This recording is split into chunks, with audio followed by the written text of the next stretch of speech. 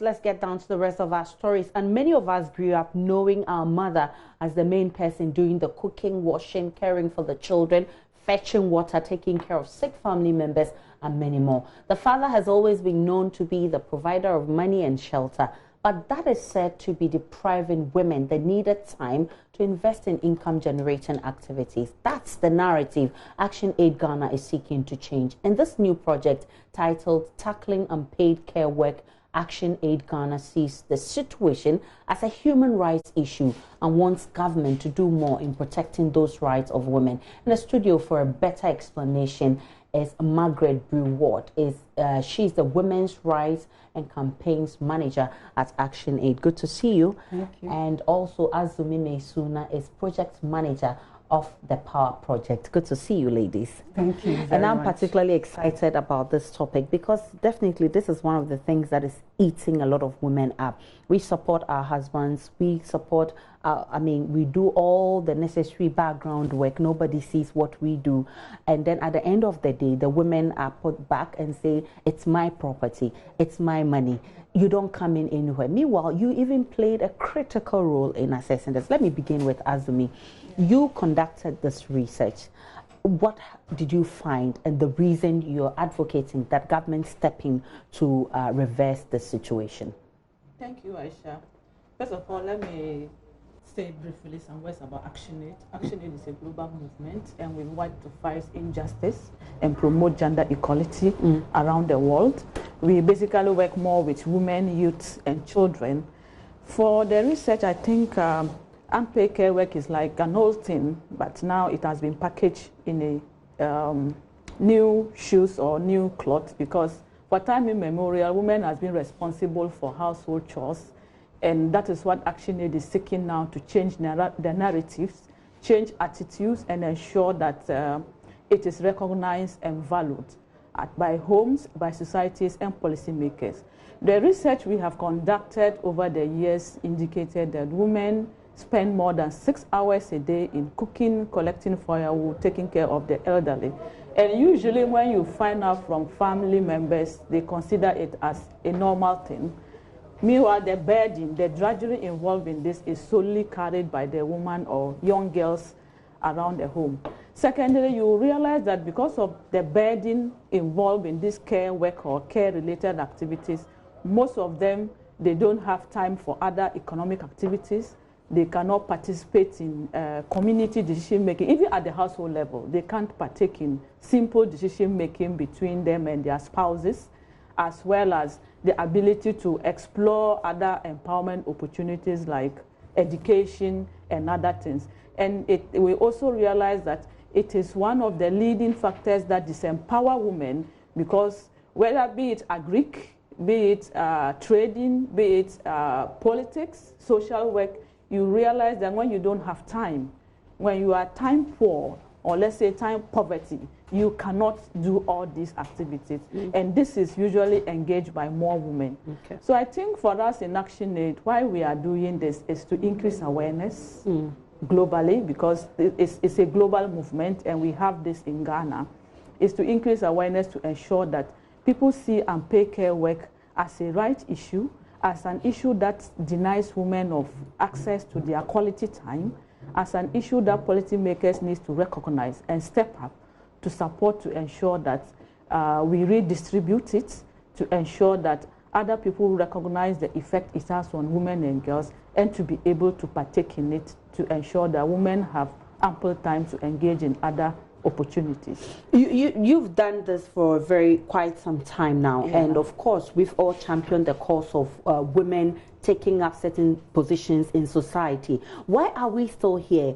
You've done a lot of research in this area. Do you know why we're still having women going through this, not having the opportunity to explore their full potentials? Why are we still here? And I think Margaret can address that. Thank you very much.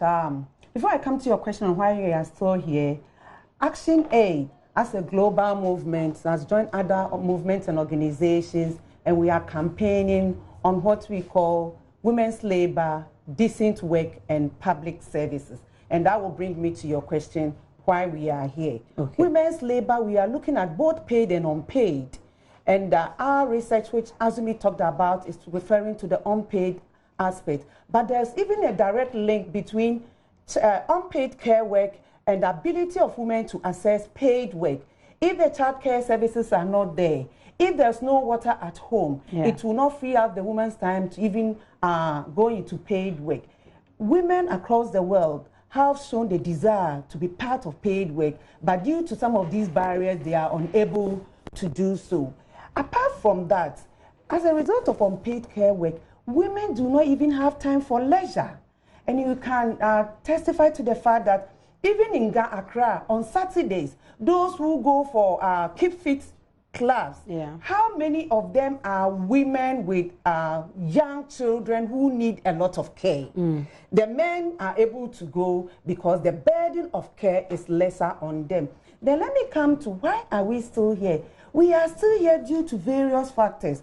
One of them is our social cultural attitude, practices, and behaviors, where even though there are laws, we fail to use the law. And also because even in attempt to use some of these laws, women face challenges and barriers, and therefore they are not even able to use them.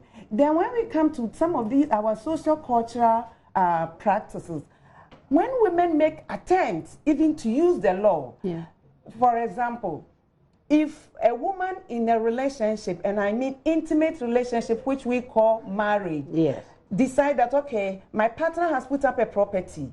The property is in his name only. Let me put it that way. I want to challenge this in court. Which they always do. Anyway. I want to challenge this in court. The penny, the Reverend Minister, everybody will come and say, oh, you are washing your dirty linen outside and blah, blah, blah, blah, and she'll be forced to withdraw. So all these are factors why we are still here. And one key thing why we are still here, currently in Ghana, we are talking about affirmative action law, which we don't have yet. There is a draft bill. If we pass that draft bill to become a law, it will be part of the solution. It will be contributing. I'm not saying it is the panacea, but it has a ripple effect on having women in various decision-making structures, position, and in the long run, we'll get there. Coupled with a lot of education, sensitization. Some years ago, women's rights organizations had resources and they were going around the country doing a lot of, that was when Send Your Girl Child to School campaign started, a lot of activism. We had PNDC Law 111, several laws and what. Now those activisms have gone down because of lack of resources. So if I think we need to reignite that passion, that campaign, and also implement the laws we have in this country. We have a lot of laws. If they are implemented, we will not be where we are. Coupled with the responsibility of the state to provide public services in the form of child care services, in the form of water, closer to the home. And the state also making policies and laws that seeks to redistribute the care work that we do to ensure that other countries are doing it. So why can't we do it?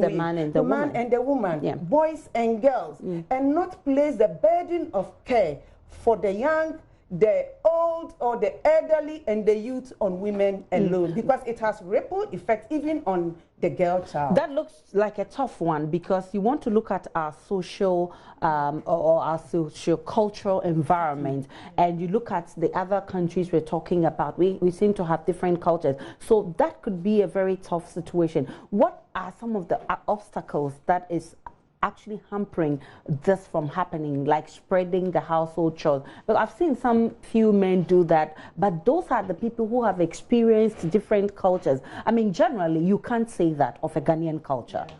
I think culture is dynamic because it changes over time. Yeah, there are challenges because some people will see you like, you woman, and you are telling this. It means you can't even cook, you can't even do this. You sometimes if you ask for their assistance, you say you are controlling the man. You are controlling your husband, you can't even cook. That's why you are making all these requests.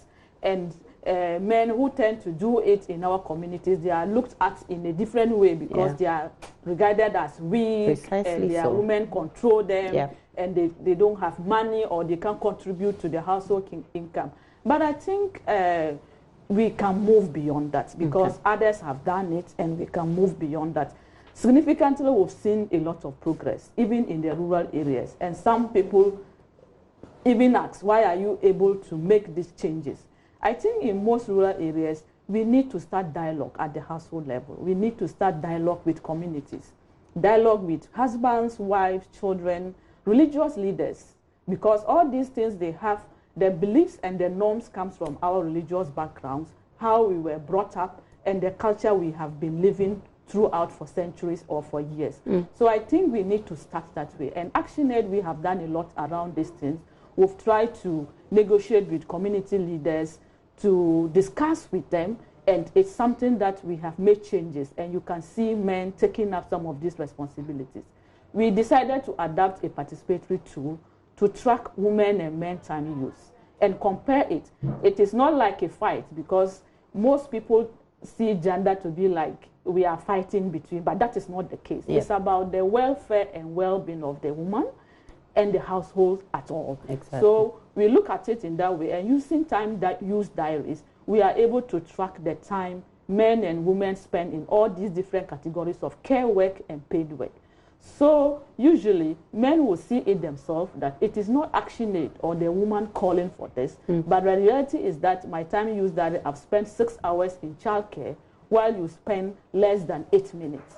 So, and that is when the dialogue starts. Secondly, I think with local government, there is the need to dialogue. We've done a lot of engagements with them, and they've really seen the realities and the challenges on ground. Because if we are in a country with a population of women more than 50%, and that significant proportion of the population is not earning enough income, is not empowered, is not well developed into certain critical sectors of the economy, then I think the country will not move forward. Yep. So I think this is, should be a national call, a national agenda for the government to prioritize it.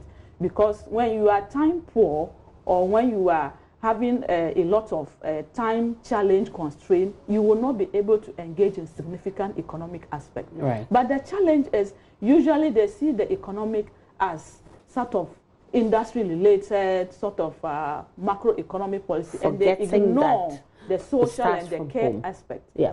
But actually the care work prepares the industry that we have. Definitely. Because it prepares the labor that you see in banks, in factories, in other areas, sectors of the economy that generate the tax and the income that we have. Yep. So it is even more significant, and something we should have policies to back, to support, to ensure that we have resources for women to reduce the burden of care, to engage them in economic activity. It certainly looks like a good one. On Thursday, you have a program coming up. Briefly tell us about it and what we should expect. Thank you very much. On Thursday, we're having a national... national dialogue. We're going to discuss how we can address this issue in Ghana going forward and make an appeal for all stakeholders to contribute. We say we are not contesting men.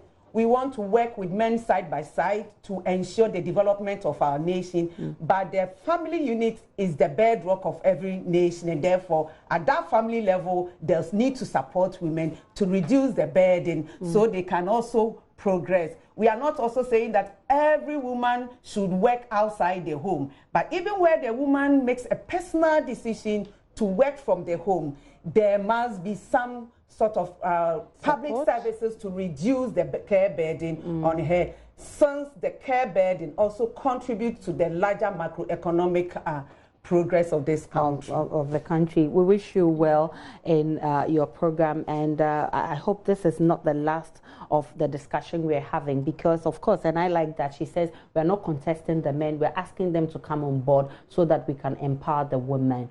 Margaret Brew-Ward is Women's Rights and Campaigns Manager at ActionAid, and Azumi Mesuna is Project Manager with the ActionAid Power Project. Thank you so much for passing by.